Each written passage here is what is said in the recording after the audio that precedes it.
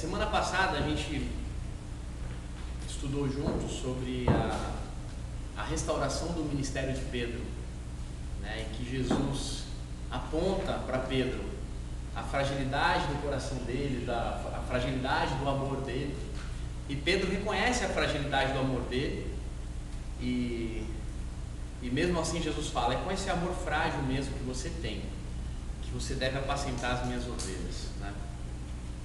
E durante aquele texto a gente vê Jesus falando para os discípulos antes, né? Quando Jesus começa a dizer: olha, o meu caminho está sendo preparado agora, e para onde eu vou vocês não vão poder me seguir. Porque ele estava falando justamente da cruz. Jesus ia para um lugar que os discípulos não iam, e os discípulos no momento podiam entender, né? Poxa, ele é Deus, ele é privilegiado, né? Ele é o Senhor, né? Então ele vai para um lugar privilegiado, né? Que nós não vamos.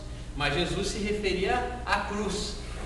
Esse é o lugar privilegiado. Jesus foi, que nós não fomos com ele, graças à sua maravilhosa graça, né?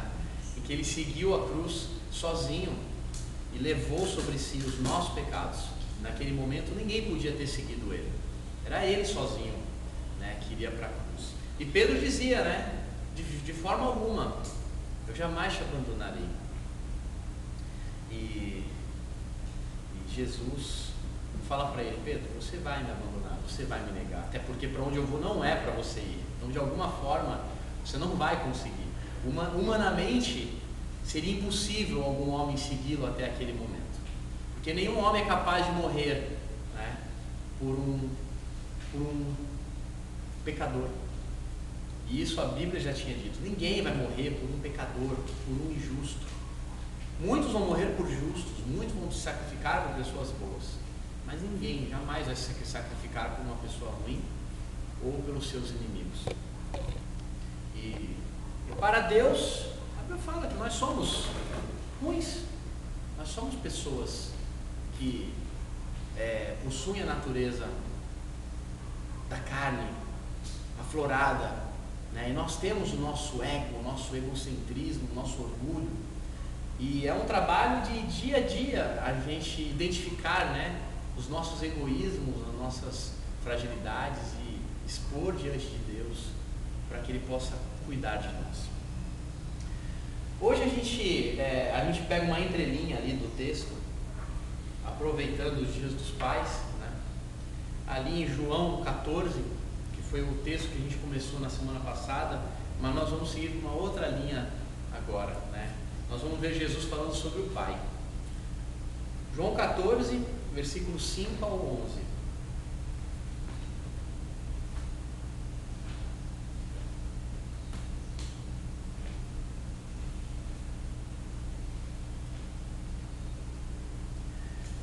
Disse-lhe Tomé: Jesus, não sabemos para onde vais.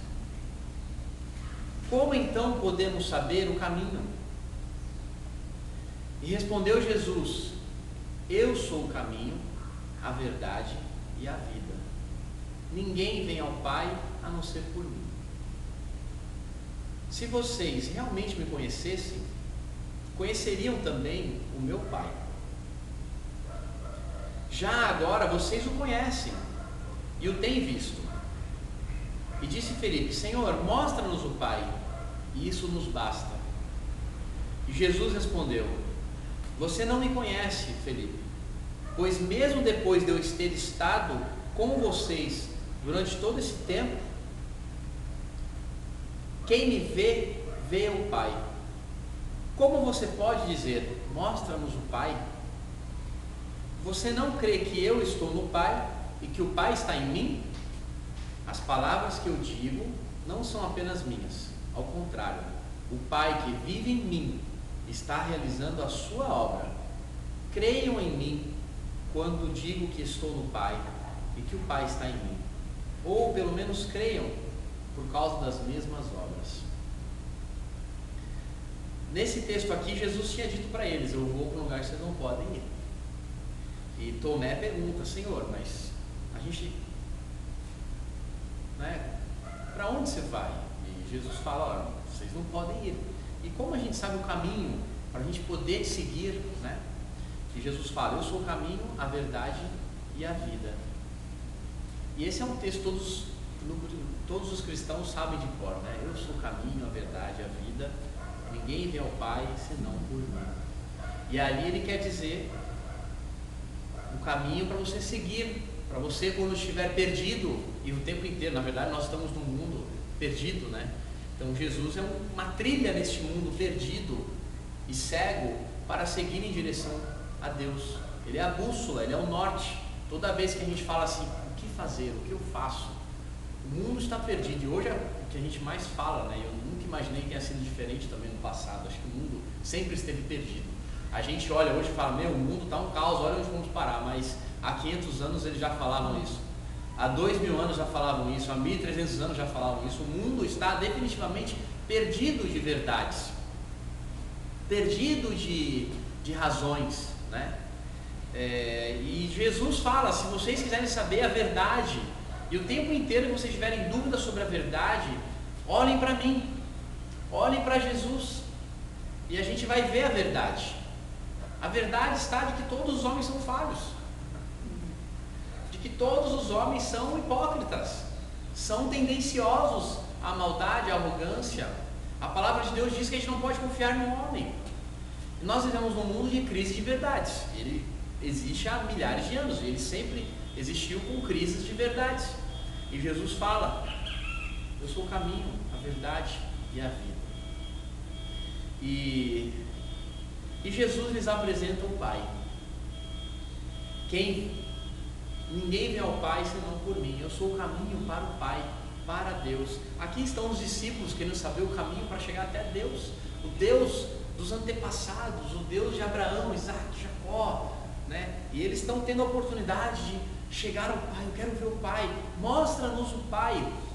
O ser humano, ele é carente de Deus, e a imagem de Deus expressa como Pai é algo muito bonito na Bíblia e na natureza, como se Deus pudesse ser interpretado como um pai, porque o amor de pai, assim como o amor de mãe, e Jesus compara os dois, o amor de pai e o amor de mãe, ele não é explicável, ele é natural nosso, a não ser que haja algum distúrbio, e acontecem distúrbios, né? Mas mesmo assim são muito raros.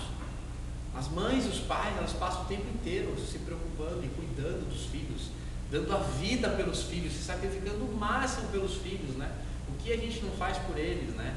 Estou aqui eu com a lombar toda travada aqui, né? Vocês verem aqui eu andando meio cuidadoso, é isso. E é o sacrifício que a gente faz pelos nossos filhos, né? Que a gente deixa de fazer as coisas que a gente gosta, né? Por eles, nós deixamos, às vezes até abrimos mão de uma qualidade de vida que a gente podia ter melhor por eles, e a gente faz isso sem medir esforços. É uma coisa, é sacrificante, mas a gente não mede esforços quando a gente pode ajudar o nosso filho que precisa, e parece que a gratidão de ter ajudado é maior do que, né, do benefício de não tê-lo, né, não ter me sacrificado, porque isso está na nossa natureza, isso é um prazer que existe em nós, de cuidar, né, dos nossos filhos. E quando Deus constitui a instituição da família, Ele traz uma revelação de si. Por isso que Deus preza tanto pela família, para que as famílias sejam unidas, para que as pessoas se amem, para que exista uma relação de amor, e que os filhos respeitem os pais amem os filhos, e eles se cuidem, eles convivam, e haja essa proteção. Deus realmente considera a família sagrada, porque a família ela é o reflexo do coração de Deus na sua maior profundidade e integridade. O coração de Deus, ele reflete muito o que existe expresso na família. O Evangelho é muito, muito similar ao que acontece em uma família. Se você vê o seu filho fazendo coisa errada, desobedecendo sua ordem, você vai, corrige, mas você nunca deixa de amá-lo, porque ele é o seu filho. Você vê o seu filho, né, causando, aprontando, bagunçando, mas você nunca nem pensa na hipótese de amar menos por isso. Isso não é cogitável. E esse é o amor do Pai por nós, um amor que não se cogita diminuir, em que o Pai não nos ama menos em nenhum momento da nossa vida. Em nenhum momento da nossa existência o Pai nos amou menos porque fizemos coisa errada ou fizemos coisa certa, ou nos ama mais ou nos ama menos. É um amor infinito por si só. E o homem é carente desse Pai, né? Ele é carente dessa relação. E Jesus, ele fala aqui para Tomé: Tomé, quem vê a mim vê ao Pai. Você está tanto tempo comigo e não entendeu isso. Eu represento o Pai. Em outros textos, em outras interpretações aqui, Jesus está se afirmando como Deus. Quem vê a mim vê o Pai, ou seja, eu sou, né? E Jesus, ele fala para Tomé, né?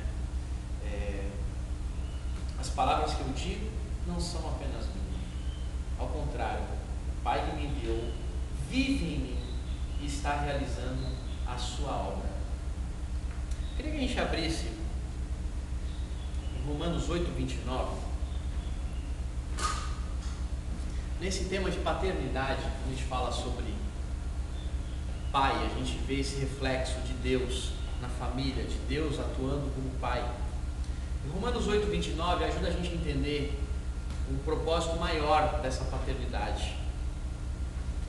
Ele fala assim, é 8:28, tá? 28, eu vou ler o 28, 29 e o 30. Fala assim: sabemos que Deus age em todas as coisas para o bem daqueles que o amam, dos que foram chamados de acordo com o seu propósito. Pois aqueles que de antemão conheceu, também os predestinou para serem conformes à imagem de seu Filho, a fim de que ele seja o primogênito entre muitos irmãos. E aos que predestinou também chamou, e aos que chamou também justificou, e aos que justificou também glorificou. Eu vou ler o 31. Que diremos, pois, diante dessas coisas? Se Deus é por nós, quem será contra nós? Esse é um texto que expressa o propósito da paternidade. Deus nos adotou, o texto diz. Ele nos trouxe das trevas para a luz como filhos adotivos. O seu filho é Jesus. Mas Deus nos predestinou antes da fundação do mundo para que fôssemos a imagem de Jesus. Esse é o texto. Para que fôssemos conforme a imagem de seu Filho, a fim de que ele seja o primogênito entre muitos irmãos. Jesus, antes unigênito, passa a ser o primogênito. E o Eric sabe muito bem o contexto disso, porque até então ele era o filho único, né? Unigênito. Inclusive, quando a gente foi falar para ele que ele ia ter um irmão, a gente fez uma camisa assim, né? Filho único, não, primogênito, né? Irmão mais velho. Então, foi a surpresa dele. E Jesus foi isso, era o filho único, seu único filho. Quantas vezes a gente vê na Bíblia, né? Seu único filho, né? E era o filho único. E passou a ser o primogênito entre muitos irmãos. Não menos amados, isso é que é o legal de tudo, né? Com o mesmo amor, olha isso. E ele nos adotou como filhos. Ele nos colocou ali na família como os filhos mais novos. Milhares de filhos, semelhantes a Jesus. E esse é o propósito da paternidade de Deus, para que a gente tenha uma relação de pai e filho com Ele, e que a obra dele continuasse em nós. Olha que legal Jesus falando.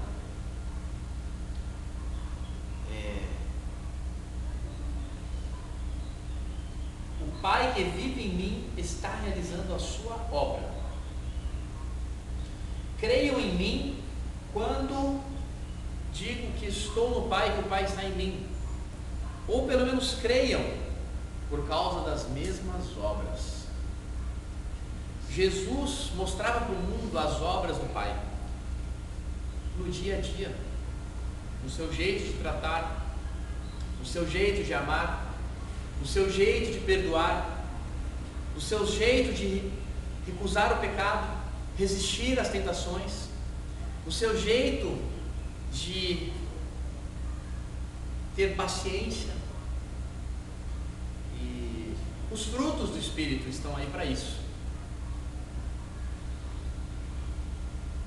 São as obras do Pai em nós, que ajudam as pessoas a crer em Deus, pelo menos pelas obras.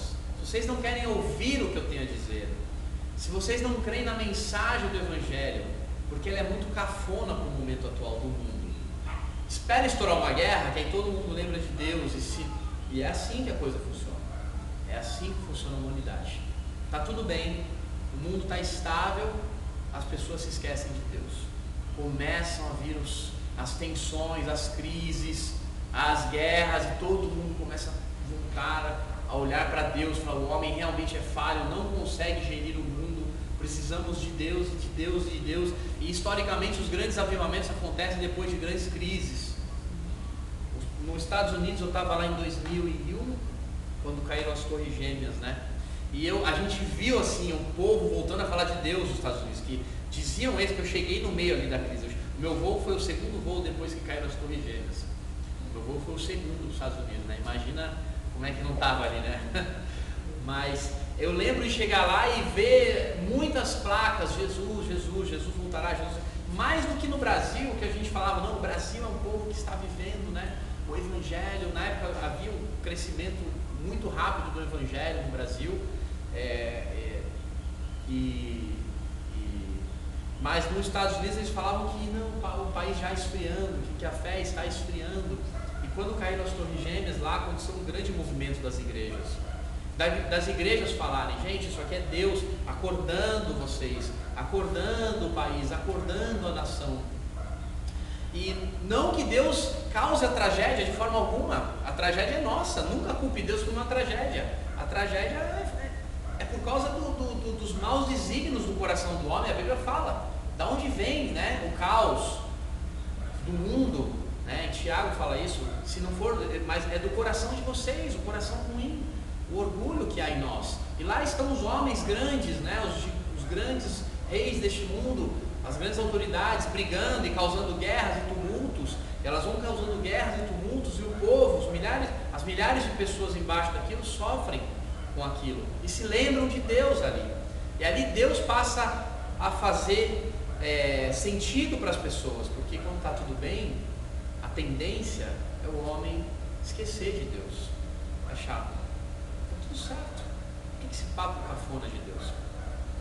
Mas quando nós vemos as crises, nós vemos o pedido de socorro do mundo por Deus, e as pessoas vêm até nós, e o Evangelho começa a ser mais ouvido. E aqui Jesus fala: se vocês não querem ouvir, por isso Jesus fala, não querem ouvir a minha mensagem, está tudo certo, a vida de vocês está muito confortável do jeito que está, tudo bem, apenas creiam, pelo menos creiam pelas obras que eu faço, porque elas refletem o amor de Deus, o coração de Deus. E a vida, a nossa responsabilidade neste mundo, que nós lemos ali em Romanos 29, a nossa responsabilidade neste mundo, que é sermos semelhantes a Jesus. Na verdade, Deus nos faz semelhantes a Jesus, e nós caminhamos nessa direção. Nós estamos predestinados a isso, a nos tornarmos cada vez mais parecidos com Jesus, porque nós somos marcados com o Espírito Santo. Ele é nosso dono. E aí Paulo fala em Romanos, que a gente estudou com o pastor Christopher, né, que as coisas que é como se Paulo antes ele era escravo do pecado, e às vezes fazia as coisas boas. E aí agora ele fala assim: porém, depois que eu fui comprado por Deus e por Jesus, eu passei a ser escravo de Cristo, mas de vez em quando faço as coisas ruins. Mas eu estou acorrentado em alguém. Paulo põe isso para a gente: estou acorrentado em alguém.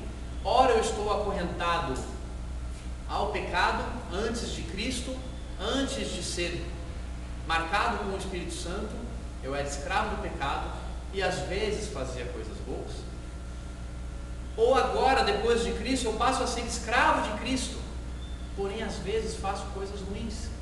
Mas a nossa natureza como cristão é uma natureza que trilha no caminho, a verdade e a vida, trilha no caminho de Jesus.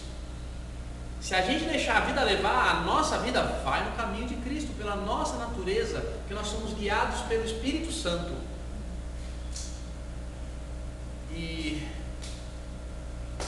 nessa nova natureza, em que nós somos predestinados nesse caminho, né? Nós recebemos ali os dons do Espírito, os frutos do Espírito. E os frutos do Espírito, eles podem ser perceptíveis ao mundo.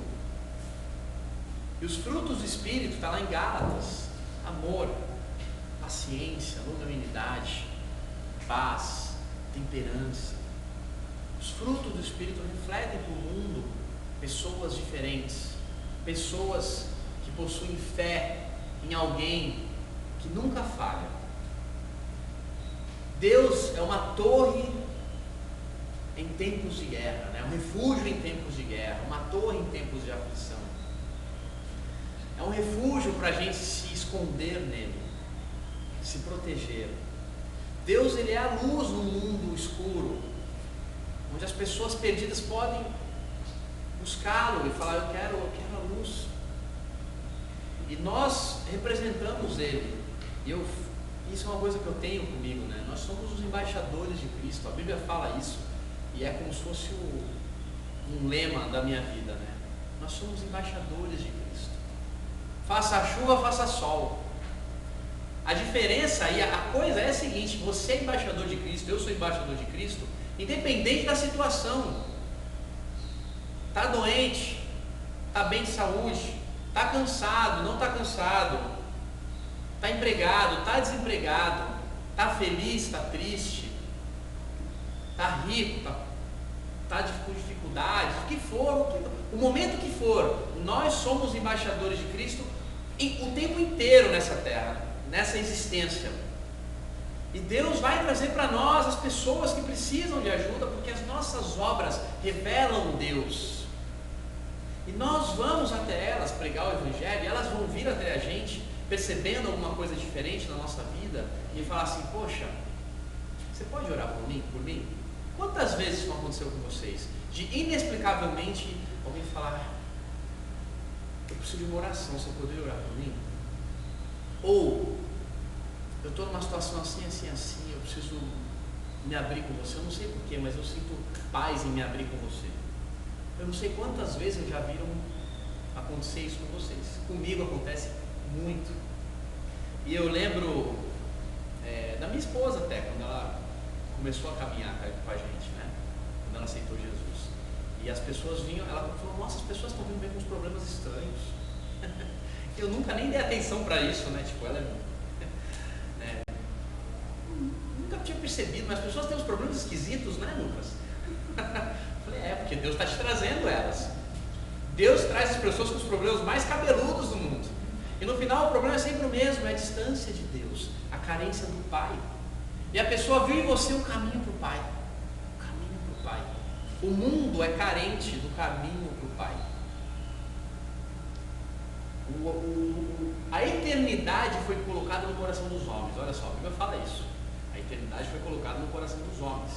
Eles estão peregrinando por esse mundo perdidos, porém eles têm o senso da eternidade. Eles estão buscando o Éden o tempo inteiro.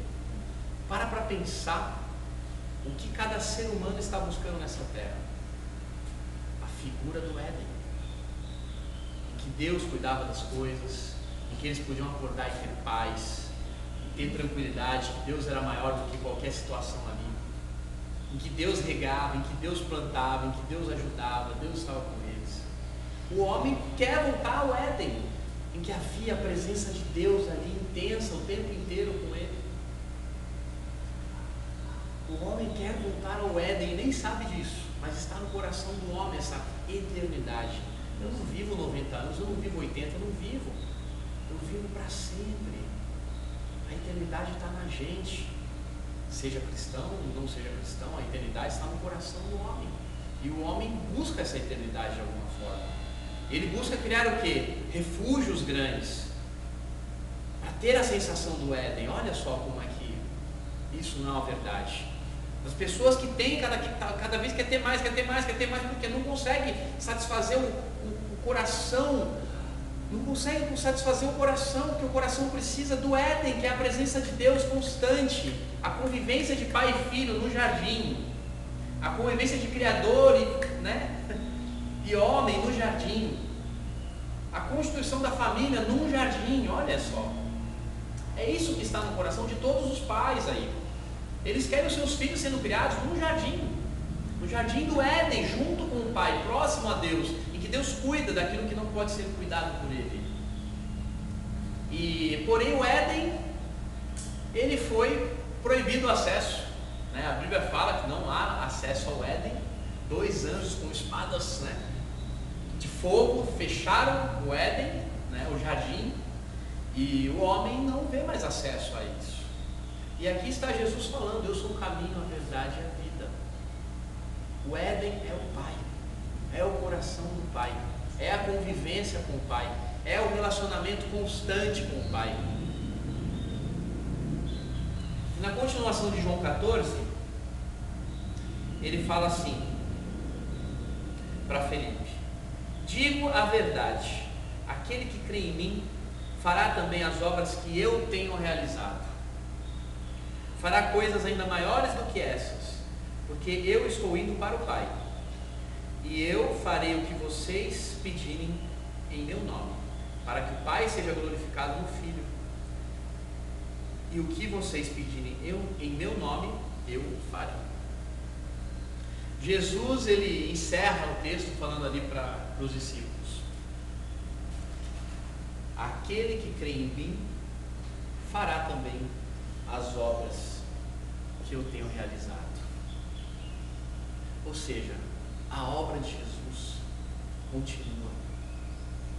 Ele é o caminho, a verdade e a vida, e nós, por natureza, estamos trilhando o caminho, a verdade e a vida, porque o Espírito Santo nos empurra rumo a Jesus o tempo inteiro, e o mundo nos vê caminhando em um caminho diferente, o mundo nos vê pensando diferente, o mundo nos vê agindo diferente, e o mundo vem se aproximando da gente, pedindo: ajuda, me ajuda, como eu faço para seguir Jesus? Como eu faço para sair dessa situação?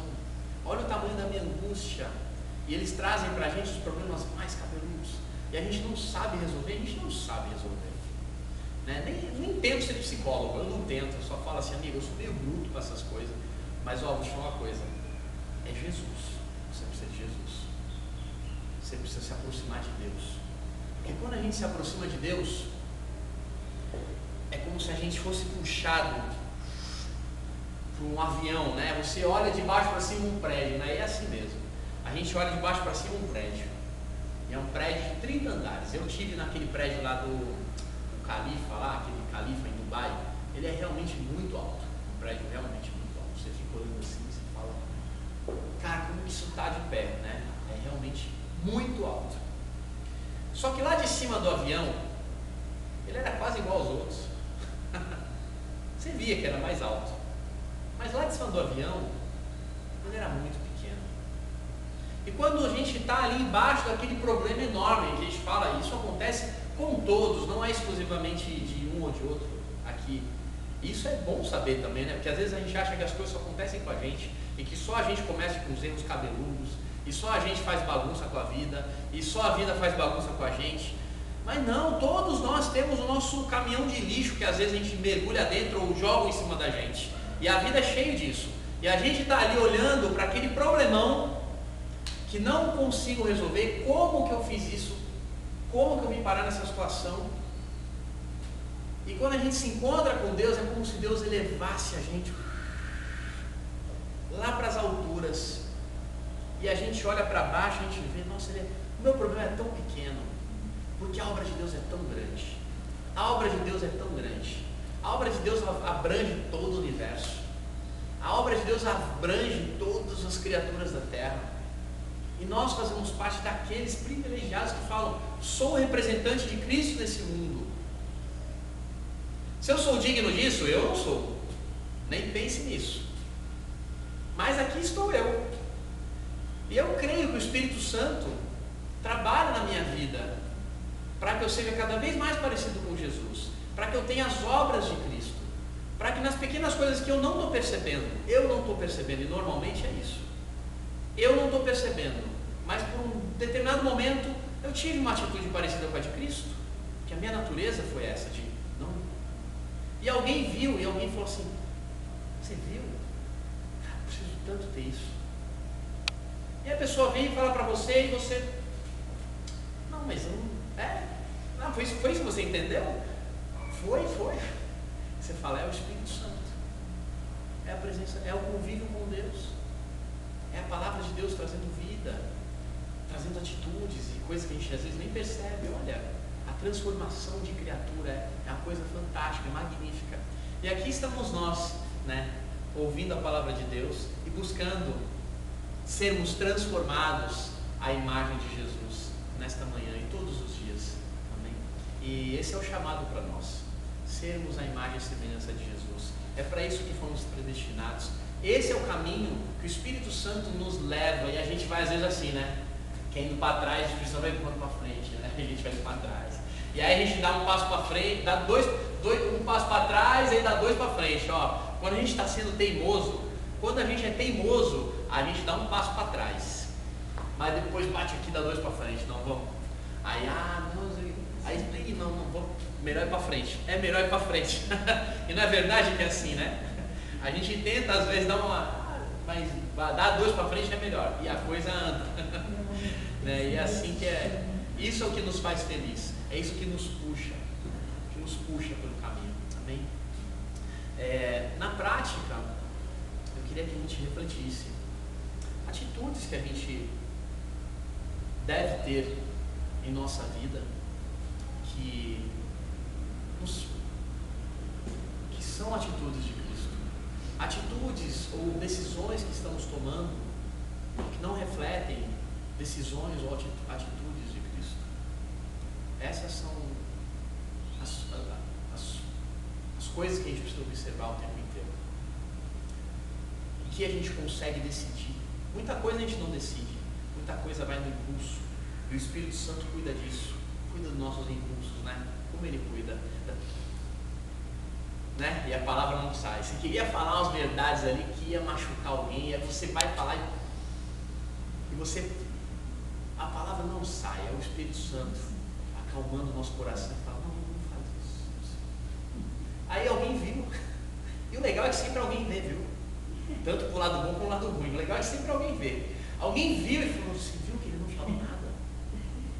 Nossa, você viu como ele ficou quieto ali? Eu não ia conseguir, eu ia falar um monte. Nossa, você viu como ele não foi agressivo, ele não foi violento? E você, na verdade, queria ter estrangulado, né? Não é assim? E você até pede perdão: Senhor, me perdoa, nossa, eu pequei em pensamento. Né? Mas o irmão do lado, ele viu você se contendo e falou: não consigo, por que eu não consigo? E um dia ele vai chegar para você e você vai falar para ele: isso são os frutos do Espírito Santo. Às vezes não sou nem eu, a maioria das vezes não é nem decisão minha, está na minha natureza. Não machucar, não maltratar, que a minha nova natureza é aquela que briga com a carne o tempo inteiro, né? Mas ela é mais forte agora, porque ela tem o Espírito Santo. E existem decisões que a gente toma também, e elas precisam refletir Jesus. E aí é a hora que é a nossa responsabilidade falar assim: como eu decido isso da forma mais parecida com o coração de Deus? Quando a gente coloca o Deus na pauta, o horizonte se expande um pouco.